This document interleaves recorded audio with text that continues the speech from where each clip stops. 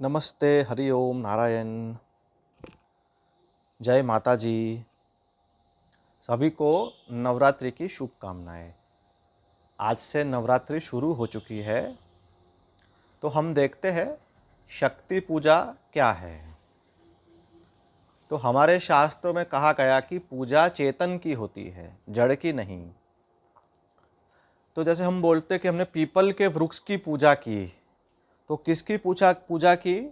वो चेतन की पूजा की, जो पीपल के पेड़ का अधिष्ठान है। पेड़ जो है वो तो जड़ है, लेकिन उसके पीछे जो चेतन है उसकी पूजा की। जैसे हमने किसी के गले में हार डाला, तो शरीर की पूजा नहीं की, जिसका शरीर है वो जीव की, वो चेतन की पूजा की। ठीक है, तो हमारे यहाँ चेतन की पूजा होती है, जड़ की नहीं। तो जब हम बोलते हैं शक्ति की पूजा की, तो किसकी पूजा की? जिसकी शक्ति है उसकी पूजा की। तो दुर्गा, सरस्वती, लक्ष्मी, ये सब कौन है? भगवान है। उनके पास शक्ति है, वो शक्तिमान है। ठीक है, तो हमने पूजा शक्ति की अर्थात शक्तिमान की, ये समझना है। शक्ति जड़ है, लेकिन जिसकी शक्ति है वो चेतन है। तो जब हम बोलते हैं कि दुर्गा की पूजा की, शक्ति की पूजा की, तो क्या समझना है? हमने उस चैतन्य की पूजा की जिसका नाम है दुर्गा, सरस्वती, लक्ष्मी, जिसकी उपाधि क्या है? शक्ति। वो शक्ति वाले हैं, उनकी शक्ति है। तो हमने पूजा किसकी की? शक्ति वाले की पूजा की। ठीक है। अच्छा, एक दूसरी बात है कि भाई देवता की पूजा क्या है और भगवान की पूजा क्या है।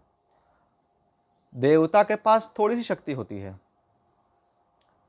देवता के पास शक्ति सीमित होती है। भगवान के पास अनंत पावर है। जैसे कि कलेक्टर के पास थोड़ी शक्ति है, प्राइम मिनिस्टर के पास ज़्यादा शक्ति है। तो अभी हम जैसे ईश्वर की पूजा करेंगे तो ईश्वर सब कुछ दे सकते हैं, जब चाहे तब दे सकते हैं। लेकिन देवता की पूजा करेंगे तो देवता के पास जितना होगा पावर देने का, उतना ही दे सकते हैं। ठीक है, तो देवता से बड़े हैं ईश्वर। तो जैसे हम शिव पुराण पढ़ेंगे तो आएगा कि भाई विष्णु, माता जी और गणेश से कोई प्रॉब्लम सॉल्व नहीं हुआ, वो सब शिव जी के पास गए तो शिव जी ने प्रॉब्लम सॉल्व कर दिया। तो उसमें शिव जी को ईश्वर समझना है और बाकी सबको देवता समझना है। अगर देवी पुराण पढ़ेंगे तो देवी को ईश्वर समझना है। और ब्रह्मा विष्णु महेश से प्रॉब्लम सॉल्व नहीं हुआ, वो देवी के पास गए, तो उसमें ब्रह्मा विष्णु महेश क्या हो गए? देवता हो गए। देवता हो गए मतलब देवता का नाम भी तो ब्रह्मा विष्णु महेश हो सकता है ना, मनुष्य का नाम भी हो सकता है, शिव, विष्णु। ऐसे मान लीजिए कोई पढ़ता है विष्णु पुराण, तो वहाँ विष्णु कौन है? सबसे बड़े ईश्वर। फिर उसमें अगर ऐसा आएगा कि भाई शिव जी से कोई प्रॉब्लम सॉल्व नहीं हुआ और अगर वो विष्णु जी के पास गए, तो क्या समझना है? वहाँ पे शिव किसका नाम है? देवता का हो गया नाम। ठीक है, तो समझना यही है कि ईश्वर एक ही है, उसकी 5 रूपों के अंदर पूजा होती है वैदिक धर्म में।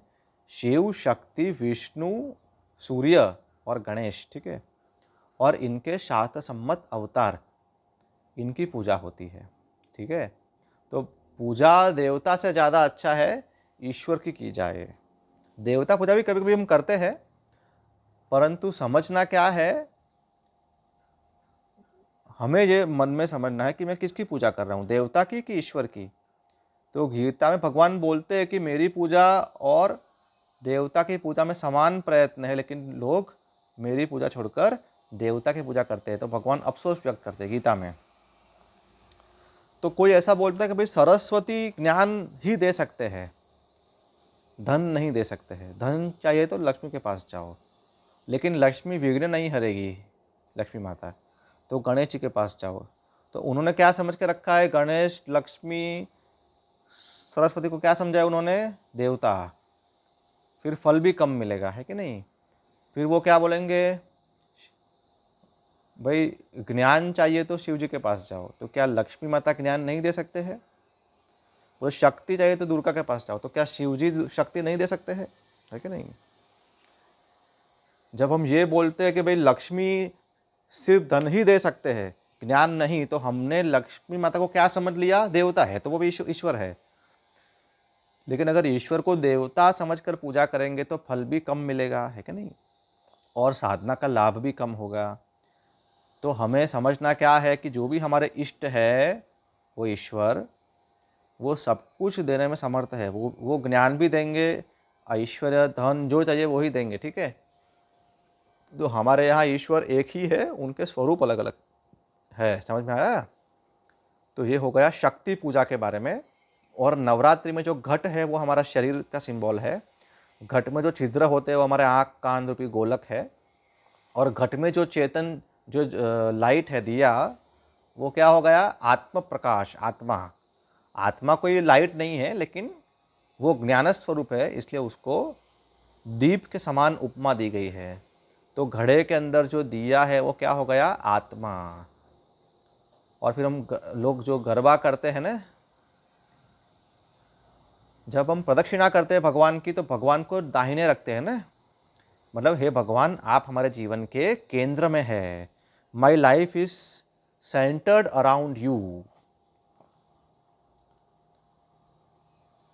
कुछ लोगों की लाइफ सिर्फ उनके बच्चे और परिवार के ही सेंटर्ड होती है, लेकिन हमारे जीवन के केंद्र में कौन होने चाहिए? भगवान। भगवान को केंद्र में रखते हुए फिर हस्बैंड वाइफ चिल्ड्रन जॉब ये सब है, लेकिन सेंटर में कौन होने चाहिए? भगवान। जो हमारे सेंटर में, उनको हम राइट में रखते हैं।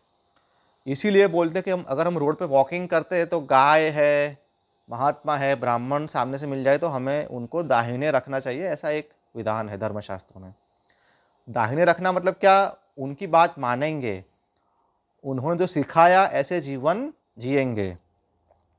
ऐसा नहीं कि उनको दाहिने रखा और फिर उनके ऊपर थूकेंगे उनकी बात नहीं मानेंगे, ऐसा नहीं, ठीक है। और जो रास लीला है उसका क्या रहस्य है?